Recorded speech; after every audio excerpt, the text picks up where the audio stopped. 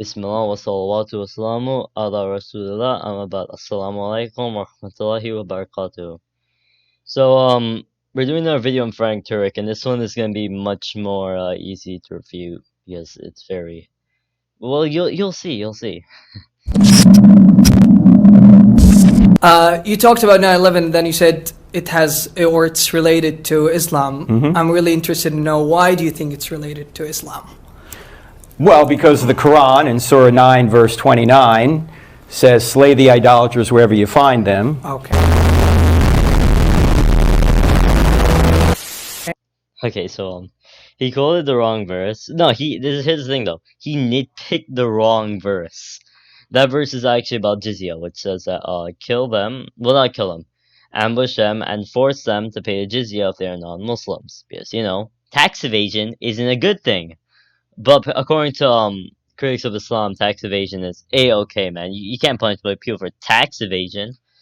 But the verse that they usually like to quote is the one about the expedition of Tabuk. Now here's the thing: the expedition of Tabuk was when the Muslims saw that the Byzantines were going to invade. So that's why it says ambush them at their lookout posts, attack them if you find them. But it also says if they surrender, let them into your ranks. And it also says to those who have kept their peace treaties, with you, maintain the peace with them. And I'm not sure, but there was only one other Muslim state other than Medina. Yeah, there's actually a Muslim state other than Medina, according to some reports. I'm not exactly sure if it's Sahih, but I've definitely heard of it.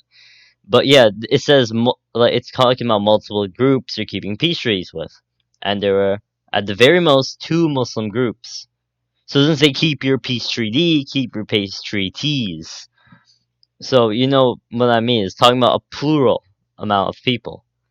So they have to be non-Muslims they're keeping peace treaties with. So does that mean the Quran says invoke violence on everyone who isn't Muslim?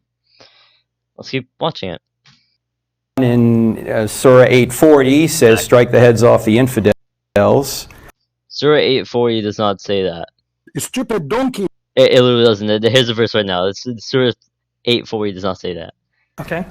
So there are places in the Quran which have, for a small sect of Muslims over many years, have caused them to try and jihad against unbelievers. Well, can I reply? Is that sure, okay? Here's the thing, though. Yeah, we can jihad against unbelievers if they oppress us. We do not fight until all oppression is over.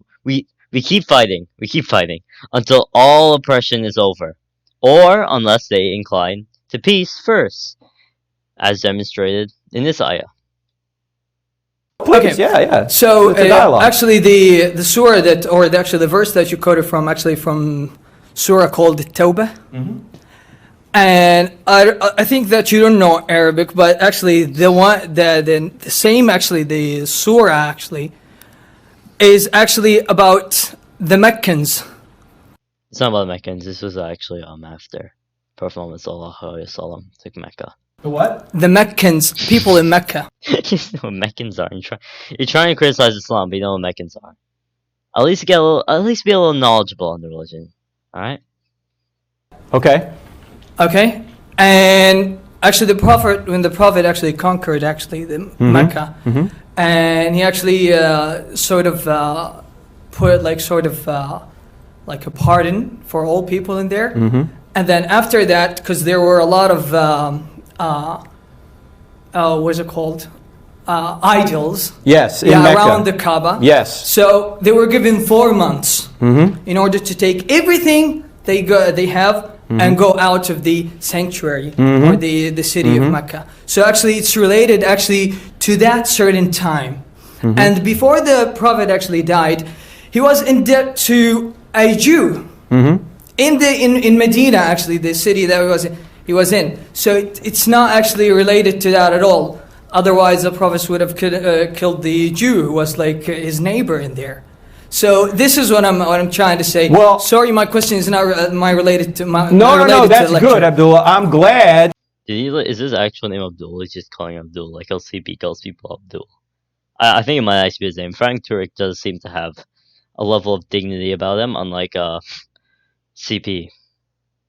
Yeah. If that is the proper interpretation, the problem is for the last 1400 years, a significant sect of Islam has not interpreted it that way. Well, it's the same as like Crusaders interpreted some of the Bible, and they've killed a lot of people in Jerusalem. So Alright, so I don't think Frank Turek understands like the premise, I guess, of this argument. Premise is that you can't blame Islam for it because Islam contradicts it. For example, if a vegan starts a butcher shop and starts eating a bunch of and like it starts torturing and eating a bunch of animals, you can't blame that on veganism because veganism directly contradicts that. Just like how you can't blame 9/11 on Islam because it directly contradicts it. I think it's more of politics than actually religion. I remember a story one guy told me, like when Ottomans actually set a siege in I think it was Venice. Some Muslims actually fought the Turks, and they actually they repelled them from the city. So it's more to do with politics than with Islam or religions, and that's what I'm trying, because we actually impose ourselves on texts, and we think that it's the right thing. Well, So- I'm glad you interpreted that way. All I'm saying is there have been many Muslims over the past 1400 years who have interpreted not only Surah 8, but Surah 9 in such a way as to include all non-Muslims. And as you... Alright, if you could read the verses before and after, then no, this wouldn't be a problem. This is why we do not take from laymen, dude. That's why we don't take from their interpretations. So we take from the ulama, the people who have studied. Alright? These people don't know what they're talking about. They're not an authority on Islam. So if they do things, that's not Islam's fault. That is their fault. Their fault for being ignorant and not studying further before making such disastrous terrorist attacks as they have in 9/11. As you know now, there's not equality in most Muslim countries. You're either going to be a Muslim... Don't you think that's more related to... What? What do you mean? What are you saying? Like Indonesia. A lot of your fans might be Indonesian. A lot of CP fans are Indonesian. Indonesia has a huge Christian population. Malaysia, huge Christian population. Huge Buddhist population. Like, I'm tired of this stupid agenda where it's like, oh, yeah, all Muslim countries torture non-Muslims. That's not how it works. That's not... Oh my god, it's just not how it is.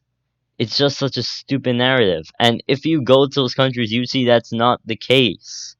Maybe in a few isolated incidents, yes, but not the majority case. People are still people. politics than to religion? Well, but it because grows... we have actually all shades in we have Malaysia, we have other countries. So in Exactly. Malaysia, actually, they have women as presidents, and you have actually in Indonesia as well. So it has nothing to do with religion than it does with politics. Well, but their religion informs their politics. I mean, why is it that Why is every it single... different then, Why is if I it may that ask every you? single Muslim country with a majority of Muslims does not have freedom of religion? What? Okay, here we go. Indonesia has freedom of religion. Pakistan technically has freedom of religion. I don't know how well it's enforced. Other Muslim countries also have freedom of religion. A lot of them do. The two biggest ones have freedom of religion. Indonesia, Pakistan, Malaysia's big Muslim country, they have freedom of religion. So many of these Muslim countries have freedom of religion. And if we look in history, we would see that they actually always had freedom of religion. When Umar invaded Jerusalem, well, he invaded, he just kind of walked in. But he even gave a treaty. He gave a pact with the Christians and the Jews so they could practice their religion in peace. This is just the thing, though, because people just don't understand what they're talking about. It's just so stupid. You Go know, ahead. it's more to do. Well, this is more to do actually with the politics and why, because who will actually support these kind of tyrannies? Tell me now. Well, why are there no churches in Saudi Arabia? Well, There are churches in Saudi Arabia. They're not allowed by the law, but there are churches. I know people who went there. They have seen churches. They're not allowed by the law. They're not officially sanctioned. They are not secret. They're not secret either. There are churches. in Saudi Arabia. Now, does government talk about them? Government wants you to know about them? No, Saudi does not want you to know that. Saudi wants you to think it's a perfect Muslim paradise. But trust me, Saudi is not a perfect Muslim paradise. Saudi Arabia actually, because there is a certain, it's like, for example, like what's that place? It's like Rome for Muslims. It's more of a sanctuary area. Well, yeah, Mecca in is, Islam, but I've been to Riyadh. I mean, I've been to Dhahran. Because there is a certain Non-Muslims again to Mecca, Medina, though. So yeah. Also, I think he means a sanctuary as in like no churches or synagogues or anything like that. He just mean like no non-Muslims in general. Because the Vatican allows non-Muslims allows non-Christians into it. narrative for that, a certain Right, hadith. I know. But as for Egypt, because there were Christians there, so they are there, and they've actually thrived along with Muslims, and there were not actually any kind of coercion or any kind of forcing to Christian actually to be Muslim. It's actually true for over 100. It's been a very, very long time till Egypt actually became majority Muslim. Actually, a couple hundred years. Actually, there are now about 30 million They just have to pay Christians the, in they have Egypt. they have to pay the tax, though. They don't pay tax. They don't pay the tax, the jizya tax in Egypt. Trust me, man. What Coptic tax? Christians are continually persecuted in Egypt. Not at all. Not at all. I believe that you've Well, actually, never been to. Sorry. Actually, the new president, thankfully, helped build a brand new Coptic church. So maybe things are going in a more tolerant way in Egypt now. But the problem is, Abdullah, I wish your interpretation was held by all Muslims. The problem is it's not. When it comes to Christianity, there's no verse in the Bible from the New Testament where Jesus would condone the Crusades. But Okay, there are actually a lot of verses you can nitpick from the New Testament. For example, I've not come here to establish peace, but a sword. Now you can say, well, that's criminally out of context. It is. Just like how you're quoting our verse off. You're not even quoting the entire thing. You're quoting a tiny, like, mini, like, a couple letters. So yes, it is out of context. But you do. Yeah, he said you can't quote any verses of context of the New Testament, but I just did.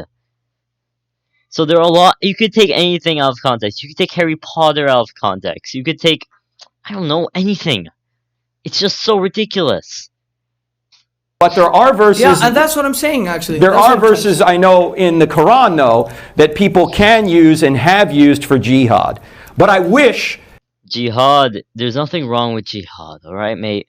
We were talking about 9/11. We weren't talking about jihad. Your view. Why took are there over. Coptic people still live in Egypt then? Well, that's their homeland. They're still persecuted. I mean, look what's going on. No, they're not persecuted. They were persecuted by Romans when they're ruling them. Well, yeah, Romans may have done that too, but that's what I'm trying to. Sorry, it's not related to that. Your lecture was really informative, and it's really was really instructive for me. Let me ask you one question, though, before you go. Okay. If Christianity were true, would you become a Christian? If it was true, of course, I'll be Christian. Okay, if you give me your contact info, I will mail you a book, if you'll read it. Okay, I'll give you. Please, at the table back there, just leave it, and I will mail you a book. I appreciate you coming, and I appreciate this dialogue, and I'm praying that your view of Islam takes over. Okay, so that was a video. Frank Turek kind of made a fool of himself compared to some random college student guy who wasn't even completely correct on what he said. So yeah, this is really the people we're dealing with. I don't think Frank Turek is like super horrible compared to like David Wood and CP. Like I said, I actually have some respect for the guy, but like just don't. These are such basic mistakes, man. Just stop. Please stop. Alright, so that's about it. Assalamu alaikum rahmatullahi wa barakatuh.